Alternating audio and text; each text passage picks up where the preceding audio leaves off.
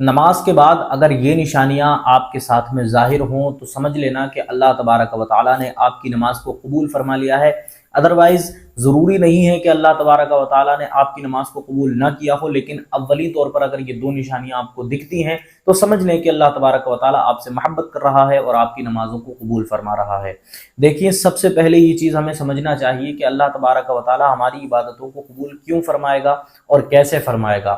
دیکھیں، آپ کے ساتھ میں بھی اگر کوئی شخص، دو طرح کے لوگ آپ کے ساتھ ہوں جو دونوں آپ کے کام کرتے ہوں، ایک وہ جو آپ کا کام خلوص کے ساتھ میں کرتا ہے اور سیم سیلری لیتا ہے، لیکن ایک وہ شخص جو آپ کا کام کرتا تو ہے لیکن اس دل کے ساتھ میں نہیں کرتا بلکہ خانہ پوری کرنے کے لیے آتا ہے۔ تو یہاں پر ہمیں سمجھ میں یہ بات آ جاتی ہے کہ ہمارے سامنے دو طرح کے لوگ ہیں، ایک وہ جو خلوص سے کام کر رہا ہے اور ایک وہ جو خانہ پوری کر رہا ہے۔ تو ظاہر ہے ہمارا دل جو ہے وہ خلوص سے کام کرنے والے کی طرف کو جائے گا، خانہ پوری کرنے والے کی طرف سے ہمیں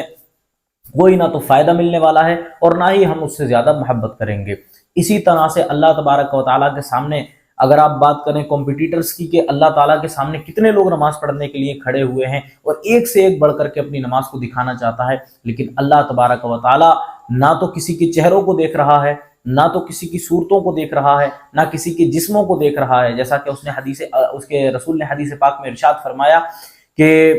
اللہ تعالیٰ نہ تو تمہاری صورتوں کو دیکھا کرتا ہے نہ تمہارے جسموں کو دیکھا کرتا ہے، بلکہ اللہ تبارک و تعالیٰ تمہاری نیتوں کو اور تمہارے اعمال کو، تمہارے خلوص کو دیکھا کرتا ہے۔ تو سب سے ضروری چیز جو ہے وہ خلوص کا ہونا ضروری ہے۔ یہ میں نہیں کہتا بلکہ اللہ تعالیٰ کا کلام خود ارشاد فرماتا ہے۔ اللہ تعالیٰ نے 18ویں پارے کی پہلی آیت میں ارشاد فرمایا، قد افلح المؤمنون الذین هم فی صلاتهم خاشعون، کامیاب وہ مومن ہیں جو اپنی نمازوں کو خشوع اور خضوع کے ساتھ ادا کرنے والے ہیں۔ مطلب یہ کہ مکمل خلوص کے ساتھ اپنی نمازوں کو پڑھا کرتے ہیں تو اللہ تبارک و تعالیٰ ان کی نمازوں کو قبول فرمایا کرتا ہے۔ یہاں پر سب سے ضروری چیز یہ ہے کہ ہماری نمازیں جو ہیں وہ مکمل طور سے خلوص سے بھری ہوئی ہوں، بلکہ اس کے اندر ریاکاری کا شائبہ بھی نہ ہو۔ اللہ کے رسول علیہ الصلوۃ والسلام کی ایک حدیث پاک ہے، حضرت ابو سعید خدری رضی اللہ تعالی عنہ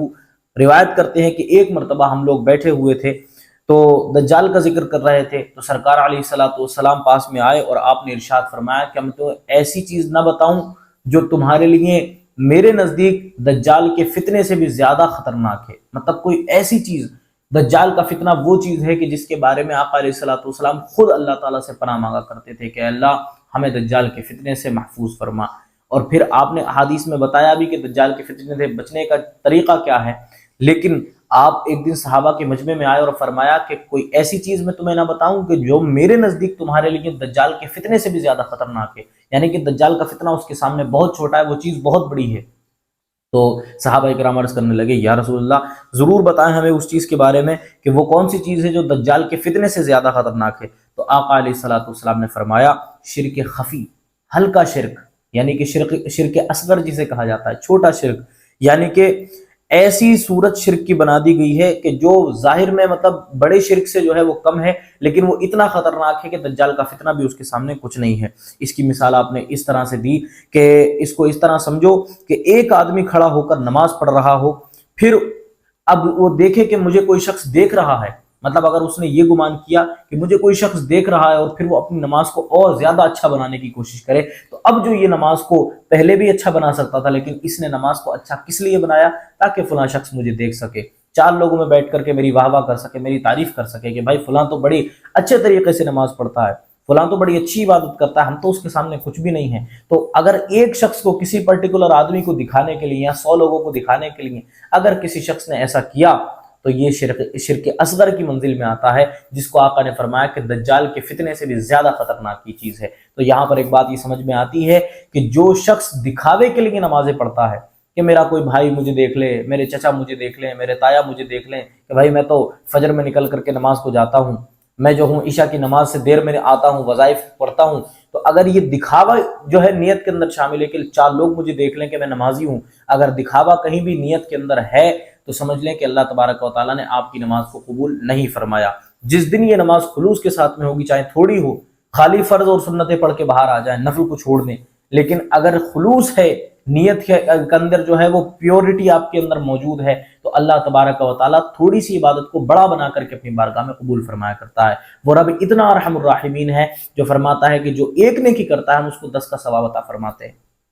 تو اب سوچ سکتے ہیں کہ جو بندہ خلوص کے ساتھ میں اللہ کے سامنے صرف 4 رکعت نماز پڑھے اور کہے مولا جو کچھ بھی میں پیش کر سکتا تھا بس وہ یہی ہے تو اس کو قبول فرما لے، تو اللہ تبارک و تعالیٰ یقیناً اس کو 400 کا ثواب بنا کر کے اپنی بارگاہ میں قبول فرمائے گا۔ اس لیے، اور 400 گنا جو ہے ثواب بندے کو عطا بھی فرمائے گا، تو اس لیے ضرورت ہے اپنی نیت کے اندر خلوص پیدا کرنے کی۔ دوسری ایک نشانی جو ہے جس کے ذریعے اندازہ لگا سکتے ہیں کہ اللہ کی بارگاہ میں ہم مقبول ہیں کہ نہیں ہیں، وہ یہ کہ آپ دیکھیں آپ کا اللہ کے گھر میں آنے جانے کا روٹین کیسا ہے۔ اگر آپ جمعے سے جمعے کو جاتے ہیں، آپ 4 دن میں ایک بار نماز ادا کرتے ہیں، تو سمجھ لیں کہ اللہ تبارک و تعالیٰ آپ سے راضی نہیں ہے، اس لیے کہ جس سے بندہ راضی ہوتا ہے کوئی بھی انسانوں کے اندر، تو اس کو اپنے گھر میں بار بار بلایا کرتا ہے، اس کی بار بار دعوت کیا کرتا ہے، جب بھی وہ بیمار ہوتا ہے اس کی تیمارداری کیا کرتا ہے، اس سے میل جول اچھا رکھتا ہے۔ یعنی کہ راستے سے اگر آپ کا گھر روڈ پر ہو اور راستے سے گزر کے کچھ لوگ جا رہے ہوں، تو آپ ہر ایک کو تو اپنے گھر میں نہیں بلاتے نا، بلاتے صرف اسی کو ہیں جس سے آپ محبت کیا کرتے ہیں۔ تو اللہ کا گھر بھی تو اسی راستے پر ہے،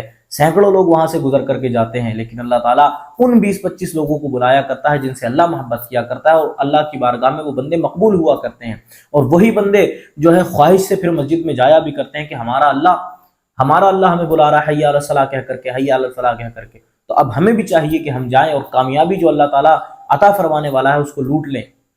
تو جب بندہ اس نیت کے ساتھ میں بار بار مسجد میں جایا کرتا ہے، دن میں 5 مرتبہ یہ اس کا جو ہے چین آف جو چلتی رہتی ہے، اللہ تبارک و تعالیٰ پھر اس بندے کو اپنی بارگاہ میں مقبول بنا لیا کرتا ہے، اور اس کو بہتر سے بہتر چیزیں ثواب عطا فرمایا کرتا ہے، اور جنت کے لیے بھی اس کی تیاری جو ہے مکمل ہو جایا کرتی ہے، اور پھر یہ بندہ اللہ کی بارگاہ میں جو ہے نیکوں کی فہرست میں داخل ہو جایا کرتا ہے، اور ایسے بندوں کی نمازوں کو اللہ تعالیٰ قبول فرماتا ہے۔ تو یہ 2 نشانیاں اگر آپ کے اندر پائی جاتی ہیں کہ آپ کی نیت میں خلوص بھی ہے اور آپ بار بار اللہ کے گھر جایا کرتے ہیں، اللہ سے ملاقات کیا کرتے ہیں، تو سمجھ لیں کہ اللہ تبارک و تعالیٰ نمازوں کو قبول فرما رہا ہے۔ ادروائز یہ سمجھ لیں کہ ہماری عبادتوں کے اندر کھوٹ ہے، اس لیے کہ آقا علیہ الصلوۃ والسلام نے فرمایا کہ جس نے دکھاوے کی نماز پڑھی اس نے شرک کیا۔ یہاں تک آپ سمجھ سکتے ہیں کہ جو دکھاوے کے لیے جو کوئی عبادت کیا کرتا ہے تو گویا کہ اس نے شرک کر دیا، کہاں اس کو ثواب ملنے والا تھا، یہ تو ثواب کا عذاب بن چکا ہے اس کے اوپر۔ اور دوسری چیز جو اللہ نے فرمایا قرآن مجید کے اندر کہ کامیاب وہی مومن ہوں گے کہ جو اپنی نمازوں کو خشوع اور خضوع کے ساتھ میں پڑھیں گے۔ جب ڈھنگ سے نماز پڑھیں گے تبھی اگلی نماز پڑھنے کا دل چاہے گا، پھر اور اگلی پڑھنے کا دل چاہے گا، یہ سائیکل جو ہے وہ چلتی رہے گی پوری اسی طرح سے، تو پھر بار بار اللہ کے گھر میں جاتا رہے گا بندہ اور عبادتیں کرتا رہے گا۔ تو یہ جب ساری چیزیں تبھی صحیح ہوں گی جب نیت کے اندر خشوع اور خضوع اور خلوص پیدا ہو جائے گا۔ تو یہ 2 چیزیں جس دن پیدا ہو جائیں اس دن سمجھ لینا کہ اللہ تبارک و تعالیٰ ہم سے محبت کرنے لگا ہے اور ہمیں اپنی بارگاہ میں مقبول بنانے لگا ہے۔ مولا تبارک و تعالیٰ ہم سب کی نمازوں کو اپنی بارگاہ میں قبول فرمائے اور ہم سب کے نیتوں کے اندر خلوص پیدا فرمائے۔ آمین۔ السلام علیکم ورحمۃ اللہ وبرکاتہ۔